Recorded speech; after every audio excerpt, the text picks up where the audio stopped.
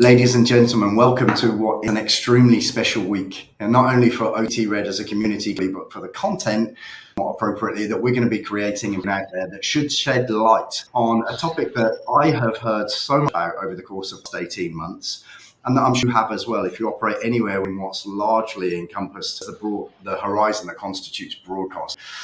We've got an amazing guest every single day for you across the course of this week. I'm starting off with the individual that actually ignited my awareness of this topic, somebody that has got strong opinions and is well qualified to share those opinions and frequently does on LinkedIn, Evan Shapīro, and an individual who I've developed a tremendous amount of respect for, but have known for a relatively short time, who is about to be a published author by Penguin Randoms in the early part of 2025 on the creator economy. So, Evan or Anchor, what do you think the effect is? Are we getting to the point of this is having a disproportionate on something you just mentioned, Evan, which is mainstream media? You know, I can look at some outlets here in the Middle East that have absolutely capitalized on the creator economy as more than just the nucleus of their existence. It's the heartbeat, continual heartbeat, and the reason for their growth. You know, you're nodding away there, Evan. It looks like you're quite an enthusiastic advocate of the fact that it already is changing mainstream media. Yeah, I mean, on one hand, mainstream media is contracting under its own weight. You know, whether that's Paramount selling to their sugar daddy Nepo baby, or Warner Brothers Discovery just basically moving deck chairs on a sinking ship.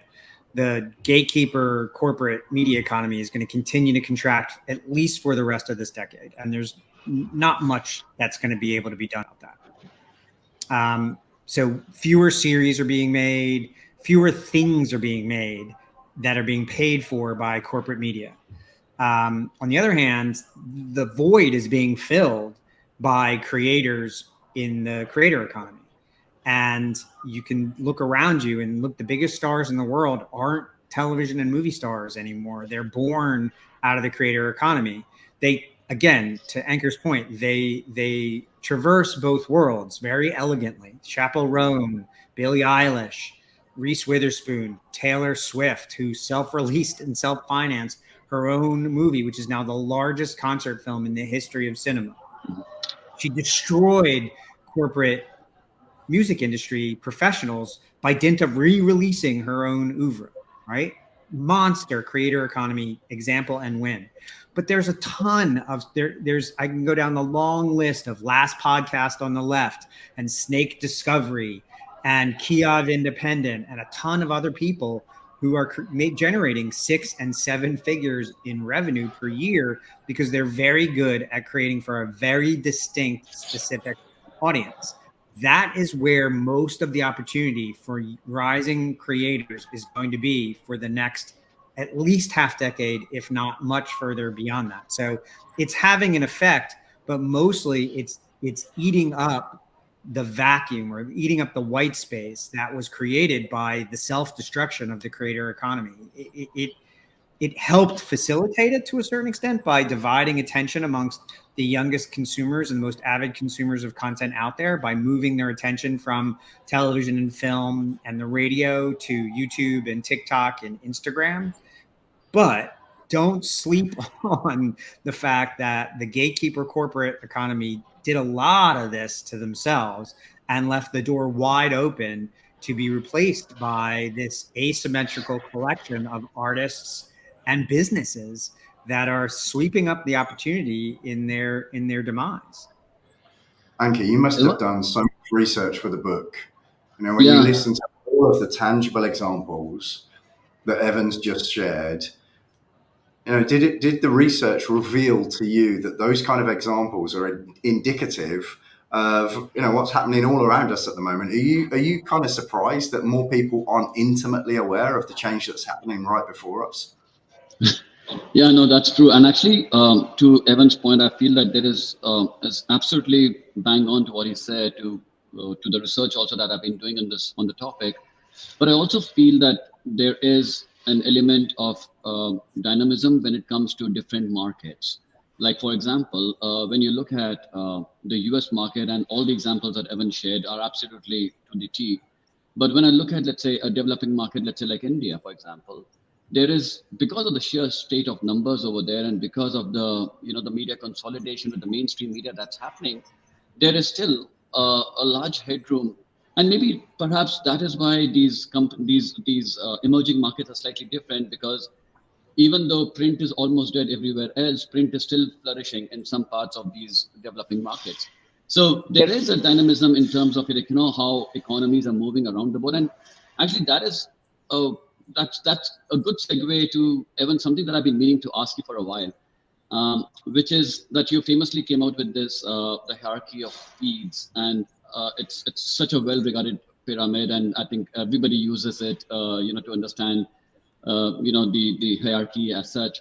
I'm curious to understand that, do you see, when it comes to premium videos or reading or podcast and all, which are a element of the hierarchy, do you think it's similar for the US or developed markets, let's say, versus even the developing markets, where there might be lesser access to, let's say, premium videos, or there is resistance to pay for content, and podcasts and reading might be not that prevalent as compared to other markets and all.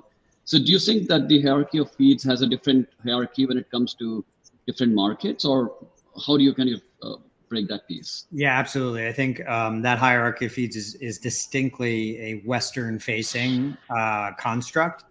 I think there is a hierarchy of feeds in each one of these territories around the world. So if you look at Southeast Asia in particular, paid media may be a substantially smaller, may actually go to the top, so the smallest sliver as opposed to the widest sliver. I think social media still rests on the bottom, but I would say premium video is still probably that second widest used rung.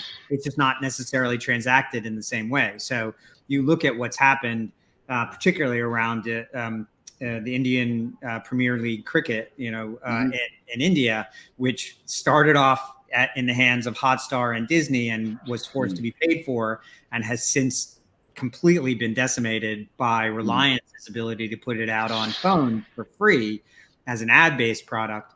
It's still premium video.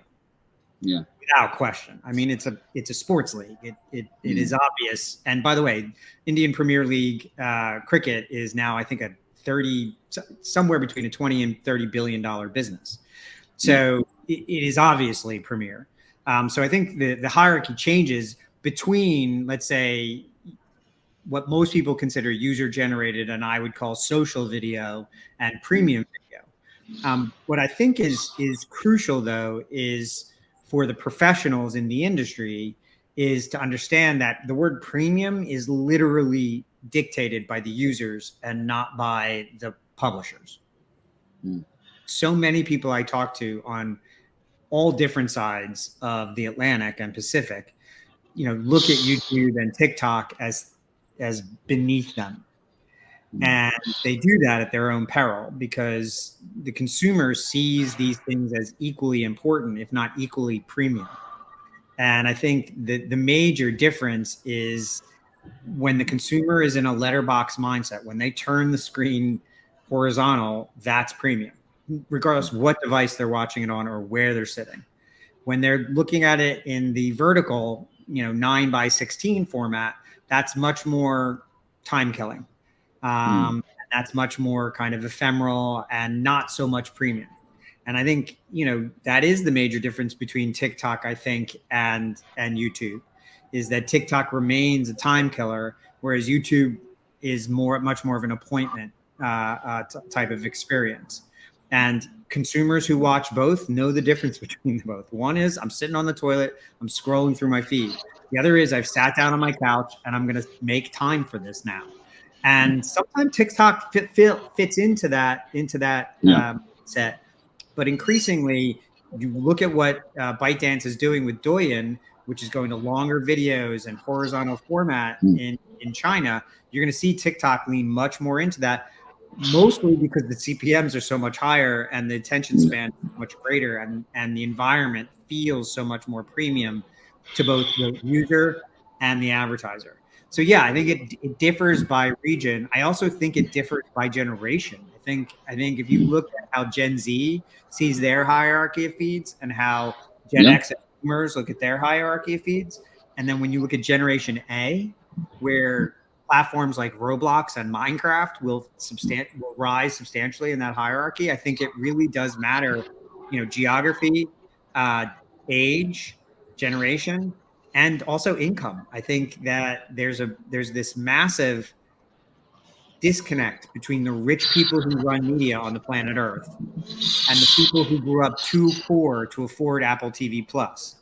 And that disconnect is creating most of the communication gap between the two sets of need cases. One is a consumer, and the other is somebody who has to make money off the consumers. I also think, and I'm sorry for monologuing here, but this is one of the reasons why I have such a hard time convincing non-creator professionals.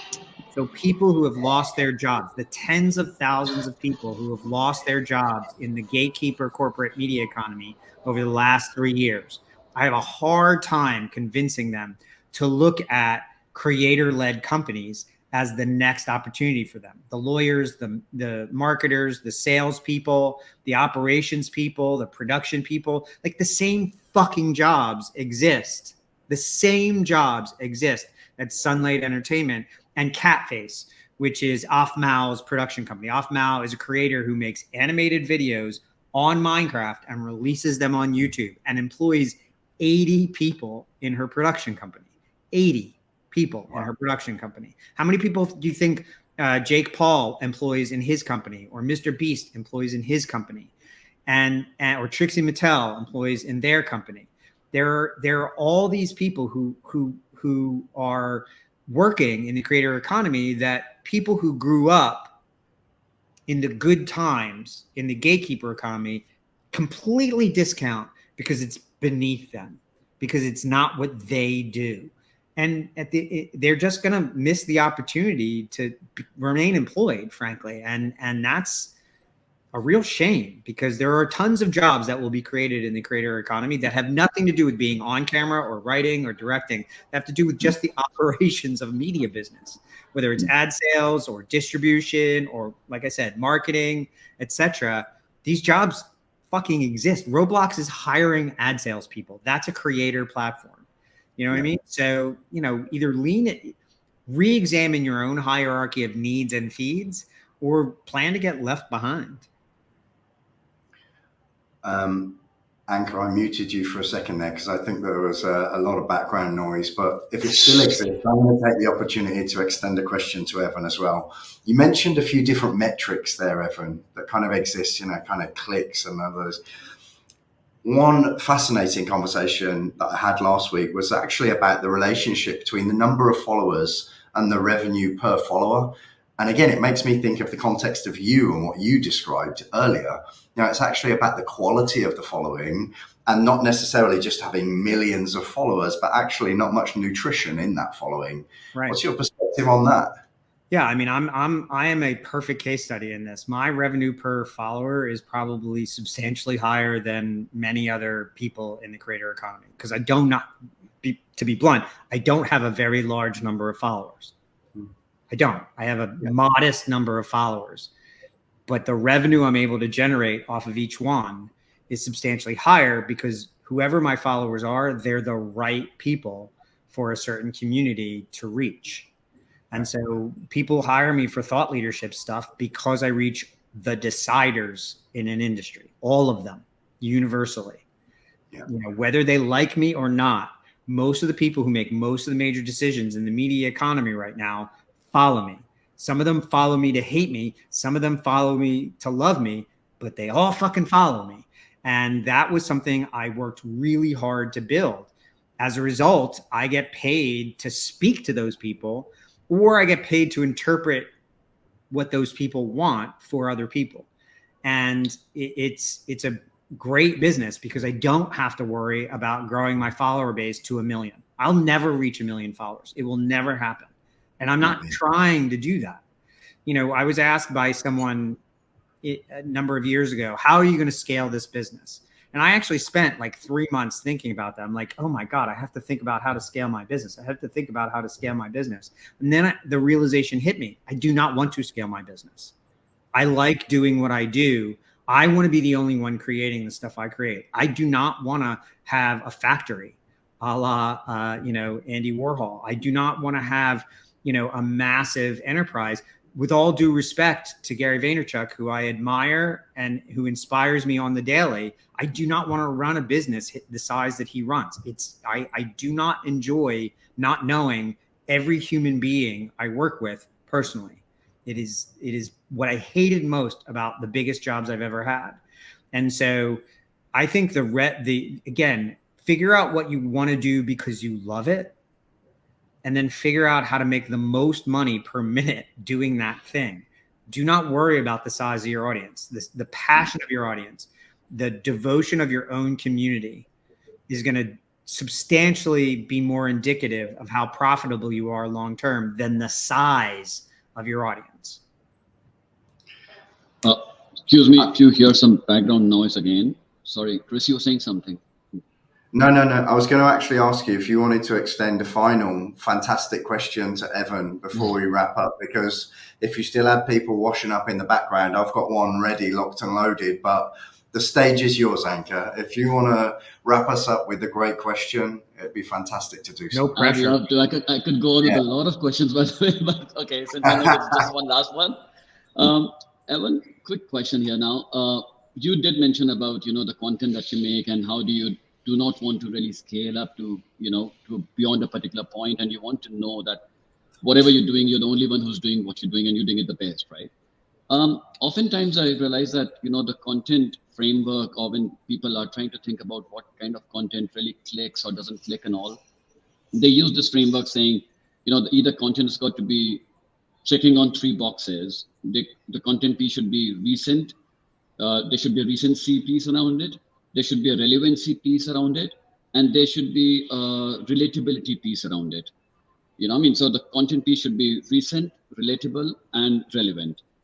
Do you think you follow the same sort of a structure, or what is your advice to, people who are trying to build content and really resonate that with their audiences?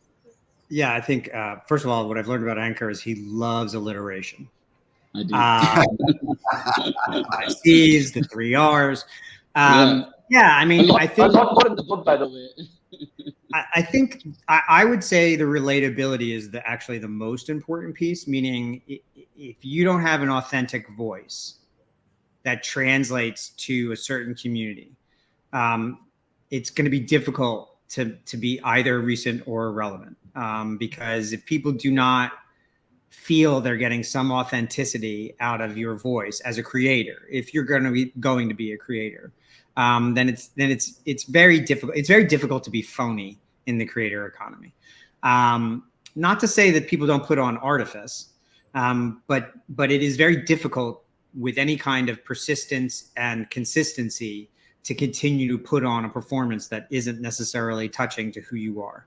I think the relevancy and the recency part of it really depends on, frankly, what it is that you do. I mean, I don't know that Harry Potter is necessarily the most recent or relevant piece of content, but it still has an enormous fan base, right?